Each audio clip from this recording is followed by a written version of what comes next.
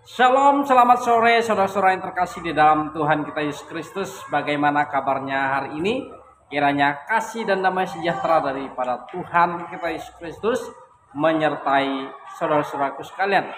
Nah, teman-teman yang dikasih oleh Tuhan, pada saat kesempatan sore ini saya ingin mengajak kita semuanya untuk melihat bagaimana diskusi antara Edis TV dan Yonatan Nandar, di mana mereka saling berdebat untuk mengajukan argumen mereka masing-masing. Nah, kita lihat bagaimanakah reaksi saudara Nandar ketika Edis TV menjelaskan bagaimana kisah kehidupan Paulus setelah dia bertobat, setelah dia berjumpa dengan Tuhan, dibandingkan dengan kisah kehidupan Muhammad setelah dia menjadi rasul. Lalu seperti apakah kisah atau perdebatan mereka antara Yonatan Nandar dan Edis TV? Ayo kita simak secara bersama-sama. Selamat menyaksikan. Uang, entah itu harta, tahta, wanita, nggak jauh-jauh dari situ. Coba dukun palsu apa motivasinya? Supaya biar dapat duit, itu dukun palsu. Atau apa? Supaya dia bisa menggagahi wanita, itu dukun palsu. Makanya kalau ada dukun palsu, bukalah bajumu, masuklah ke kamar. Nah itu dukun palsu itu. Sekarang saya tanya sama kamu Nandar, apa motivasinya Paulus jadi rasul palsu? Coba kamu jelaskan dulu. Modus dia apa? Adakah dia supaya dia jadi kaya raya? Adakah dia menumpuk hartanya? Malahan dia menjadi orang susah. Ketika dia jadi rasul, ketika dia jadi pengikut Yesus, malah beberapa kali dia dipenjara, berapa kali dia dianiaya orang. Adakah dia ngumpulin ngoleksi istri banyak? Kagak. Adakah dia ngoleksi banyak harta-harta untuk kekayaan dia? Sehingga ada sekian miliar harta rampasan perang, jarahan perang. Gampang, nggak usah ini. Kita bicara logis-logis saja lah, ya. Nggak usah ke ini jauh-jauh. Kamu kitab suci, kamu ngarang begini itu segala macam. Gini, Nanda, dengarkan. Waktu Muhammad belum jadi nabi, istri dia satu. Ketika dia jadi nabi, istrinya banyak. Tuh. Waktu Muhammad belum jadi nabi, dia nggak pernah ngambil harta jarahan perang. Ketika dia jadi nabi, harta rampasan perang 5%, 1/5 untuk dia. 1/5. Apalagi ketika dia belum jadi nabi, nggak ada wanita-wanita yang menyerahkan diri kepadaku, nggak ada. Tapi ketika Muhammad jadi nabi, wanita-wanita yang menyerahkan dirinya kepada Muhammad jika Muhammad mau. Sudahlah Nandar, nanti kalau kita terusin nggak kuat, nanti umatmu nggak kuat, ya. Kalau saya bongkar nanti agamamu, umatmu makin gak kuat. Oke Nandar ya. Jadi cobalah kamu sampaikan poin-poinnya. Pertanyaan saya, apa modus Paulus menjadi rasul palsu? Keuntungan apa yang dia dapat? Silakan, jelaskan. Ya. Terima kasih. Baik. Silakan. Siap. Baik. Silakan. Terima Des. Motif Rasul Paulus, kenapa dia menjadi Rasul yang tidak asli, Nabi yang tidak asli adalah untuk memperkaya diri sendiri. Satu. Yang kedua, untuk menyesatkan umat para pengikut Yeshua HaMashiach. Dua. Itu yang paling penting, nomor 2 sebetulnya, menyesatkan. Dan Yeshua HaMashiach, saudara-saudari yang terkasih, kalau kita lihat di dalam Matius 7 ayat 18 mengatakan, pohon yang baik tidak mungkin menghasilkan buah yang buruk, dan pohon yang buruk tidak mungkin menghasilkan buah yang baik. Track record Paulus ini, teman-teman, ada seorang pengikut Yesus atau Yeshua HaMashiach yang sangat tragis, yang namanya Stefanus. Kalau kita melihat di dalam Alkitab atau Bible, Stefanus ini adalah orang yang saleh. Makanya Stefanus ini seringkali dijadikan nama seorang anak-anak di kalangan orang Kristen. Makanya ada Stephen Indrawibowo, ada Stephen Brookman, ada Stephen Donahan, ada Stephen. Itu kenapa? Itu adalah salah satu murid Yeshua HaMashiach yang martir karena difitnah oleh Rasul Paulus. Bisa dilihat di dalam Kisah Para Rasul 9 ayat ke-1, teman. Ini saya tunjukkan. Jadi di dalam Kisah Para Rasul 9 ayat ke-1, teman-teman, maka Rasul Paulus ini memang pohonnya tidak baik. Kita lihat ya. Ini Saulus nih. Sementara itu berkobar-kobar hati Saulus untuk mengancam dan mengisdatkan murid-murid Tuhan. Ia menghadap imam besar. Nah, ketika dia sebelum bertobat, maka dia berbuat onar sampai banyak gara-gara ulah Rasul Paulus. Ketika dia sudah bertobat, teman-teman, kita lihat nih ya. Ternyata Rasul Paulus memperkaya diri sendiri. Jadi benar kata Edis, salah satu ciri Rasul yang tidak asli adalah memperkaya diri sendiri. Makanya sikap Paulus ini ditiru oleh para pendeta dengan kolekte, perpuluhan, persembahan kasih. Contoh seperti Edis.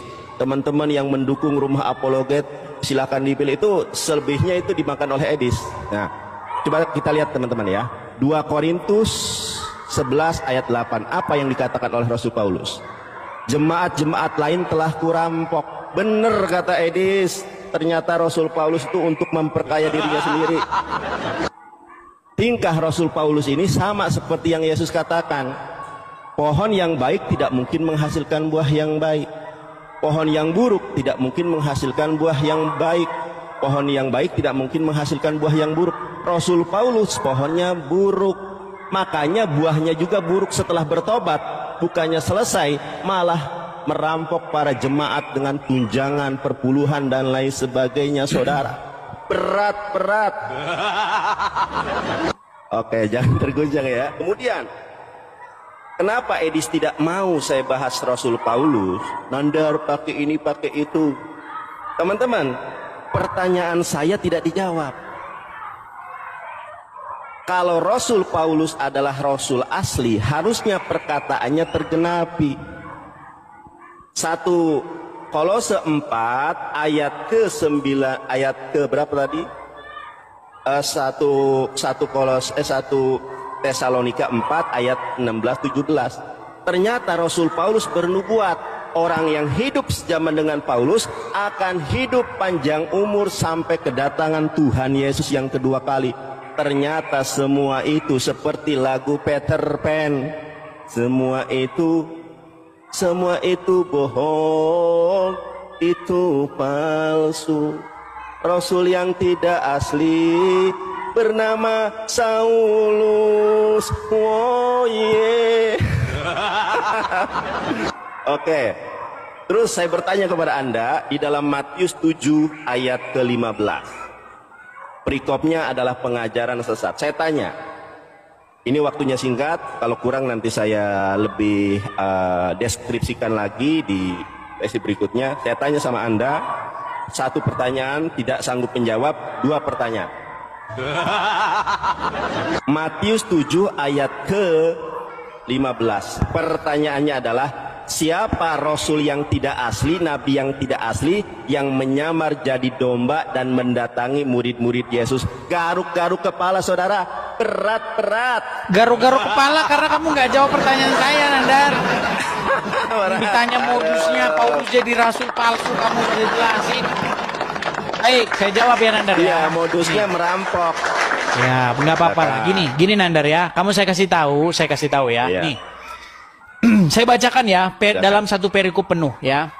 Itu ada di dalam 2 Korintus 11 pasal yang ke-8. Saya bacakan dulu dari pasal yang ke-7 ya. Nih. Pada waktu saya memberi, ini bahasa Indonesia sehari-hari, terjemahan BIS ya, bahasa Indonesia sehari-hari. Pada waktu saya memberitakan kabar baik dari Allah kepada kamu, saya tidak meminta kalian membiayai saya sedikit pun. Ini Paulus berbicara kepada sebuah jemaat. Oke? Saya bacakan, saya lanjutkan. Sedikit pun. Dengan demikian, saya membuat diri saya menjadi rendah. Saya lakukan itu untuk meninggikan kalian. Apakah itu suatu kesalahan terhadapmu? pada waktu saya melayani kalian, saya dibiayai oleh jemaat lain.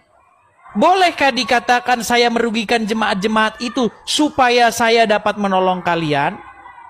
Jadi di sini kata di dalam terjemahannya itu, saya merampok jemaat lain untuk membiayai kalian. Untuk membiayai kalian. Jemaat-jemaat yang satu lagi ini yang sedang dibicarakan dalam konteks ini. Apakah ada di situ Paulus untuk merampok untuk kekayaan pribadi, untuk nambah istri? Sekarang saya tanya sama kamu Nandar, cobalah. Ketika Paulus ya setuju atas dijatuhkannya hukuman terhadap Stefanus, apakah di situ Paulus sudah bertobat? Belum. Apakah Paulus sudah menjadi rasul? Belum. Kan kamu nggak nyambung. Yang saya tanya sama kamu tadi adalah bagaimana modus Paulus setelah dia menjadi rasul. Kamu kutip nih Korintus 2:11 ayat yang ke-8. Jemaat-jemaat lain telah kurampok. Ini bahasa ini ya, bahasa TB ya. Jemaat-jemaat lain telah kurampok dengan menerima tunjangan dari mereka supaya aku dapat melayani kamu. Ini supaya dapat melayani kamu, melayani jemaat yang lain. Di mana di situ supaya saya bisa senang-senang, supaya saya bisa nambah istri, supaya saya banyak istrinya? Nggak ada. Coba tunjuk kepada saya, adakah motivasi yang menguntungkan pribadi Paulus ketika dia menjadi rasul dipilih oleh Yesus? Kamu bilang untuk menyesatkan. Untungnya apa? Untungnya apa? Gini Nandar, banyak orang di jalan tuh, di jalan. Ya, ada orang nanya alamat. Alamat ini mana? Alamatnya ini mana? Sesatinlah mereka. Alamatnya ke sana, bilang ke sana. Untungnya dia bagi dia apa sih coba? Kalau ada orang nanya sama kamu jalan. Nandar, Bang, mau nanya jalan Bang. Ke mana? Ke Ciwidey mana? Oh, Ciwidey harusnya jalan ke sana nih. Kamu bilang ke sana. Untungnya buat kamu apa sih menyesatkan orang? Untungnya apa? Coba saya pengen sama kamu spesifik lah. Apa untung yang jelas, nyata, konkret bagi dirinya Paulus ketika dia menjadi rasul? Rasul palsu kamu bilang. Tapi saya bisa tunjukin sama kamu Nandar. Apa untungnya Muhammad ketika dia jadi nabi? Coba saya kasih tahu kamu untungnya dia. Sampai-sampai Aisyah berkata, aku tidak melihat Tuhanmu kecuali begitu sigap menuruti hawa nafsumu. Kata Aisyah loh. Coba Nandar, ketika Muhammad belum jadi nabi, istrinya berapa Nandar? 1. Namanya siapa? Khadijah. Setelah dia jadi nabi, istrinya tambah banyak. Tambah budak-budak. Sekarang saya tanya sama kamu Nandar. Coba pikirin secara logis, berarti dia dapat untung biologis nggak? Dapat, ya kan?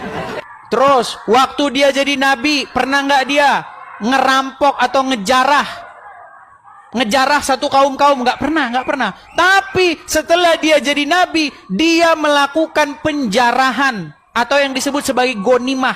Gonimah itu artinya harta rampasan perang. Aduh. Untungnya jelas. Abdul Somad pernah menghitung. Untung yang dihitung berjumlah miliaran. 100 berapa miliar begitu. Untung jelas. Udahlah Nandar, saya nggak melihat satu poin dari kamu untuk diskusi. Kamu hanya ya ngomong nggak ada isinya lah. Jadi kapan-kapan lagi. Enggak, udah waktunya saya istirahat. Saya ke bandara. Besok saya ke bandara. Besok kita lanjut lagi ya. Sebentar, besok kita lanjut lagi. Gini, besok kita lanjut lagi. Saya minta sama kamu. Saya minta sama kamu satu bukti konkret untungnya Paulus ketika dia jadi nabi, oke? Aku menyesal nih, diskusi sama Edis ternyata kabur. Aduh, belum selesai aku. Gara-gara Nanda belum dapat THR dia. Edis. Sudahlah Nandar. Kalian, Nandar, sekarang saya tanya. Enggak, sebentar, jujur tanya. Ya ini. Sebentar. Ini waktunya. Ya, sebentar, enggak. Sebelum pakai waktu gini. Sebentar, pakai waktu gini. Saya tanya sama kamu Nandar, kamu ngerokok enggak? Enggak. Kalau saya tunjukin foto kamu ngerokok gimana? Ya saya nggak ngerokok, udah nggak ngerokok saya. Kemarin kamu ngerokok nggak? Ya dulu Berapa? Enggak, belum lama ini saya lihat kamu ngerokok, bener nggak? Iya, ini. Oke, sekarang saya tanya, sudah ngerokok, ada nggak uang dari koin-koin atau donasi atau sumbangan dari Muslim untuk beli rokokmu? Ada nggak? Nggak ada. Ya. Oke, baik. Kita mulai waktunya. Koinnya buat beli rokok, saudara-saudara. Kita mulai waktunya. Nanda. Kita lolo kabur dia. Oke ya. Awas. Terima Sudah selesai tadi ya. Ayo.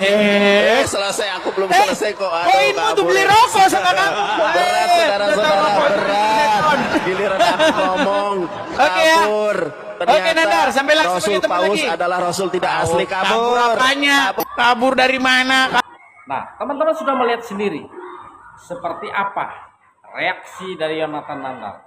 Seperti yang kita ketahui bahwa ketika Paulus berjumpa dengan pribadi Yesus Kristus, hidupnya diubahkan menjadi seorang yang takut akan Tuhan, menjadi kabar Injil, pewarta Injil, dipakai oleh Tuhan secara luar biasa.